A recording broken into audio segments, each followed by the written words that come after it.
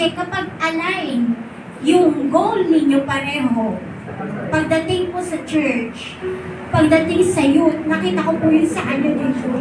Yung ginagawa po sa amin, Yeshua Days, nakita ko po siya dito at sabi ko sa kanya, gusto ko kasi ang involvement ng mga anak ko sa ministry. And praise God, kasi although inan naman po kami, nilend ko naman po kami ng pastors namin, sabi ko po, for the growth naman po talaga ng family.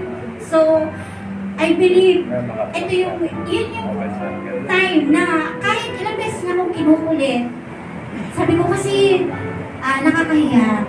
Parang, dito na ako nag-grow na rin ako dito. Pero, yun nga, sabi ko, kailangan kasi yung family natin, hindi lang ikaw ang nag-grow, kundi buong pamilya. So, spiritually, ay sabi ko, Lord, isang taon ko na po itong niluluhod. Ano po ba ang magiging desisyon ko? Kasi, pag hindi niyo po ako pagpapalain sa magiging desisyon ko, it will be a failure.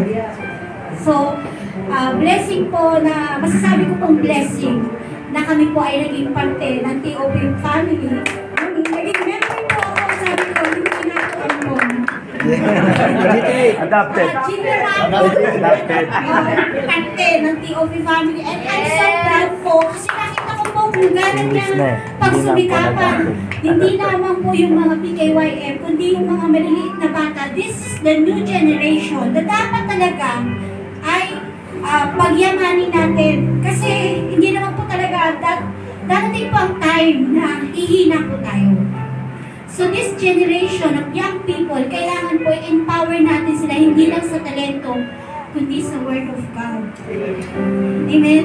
So, nagpapasalamat ako sa kanya kasi yung mga kuya, ate, ng mga anak ko dito sa Temple of Praise is very supportive to enhance yung talent na meron sila. At nagpapasalamat ako kay God kasi every opportunity na binubuksan niya sa family namin, it's a blessing na parte po ako ng Tio.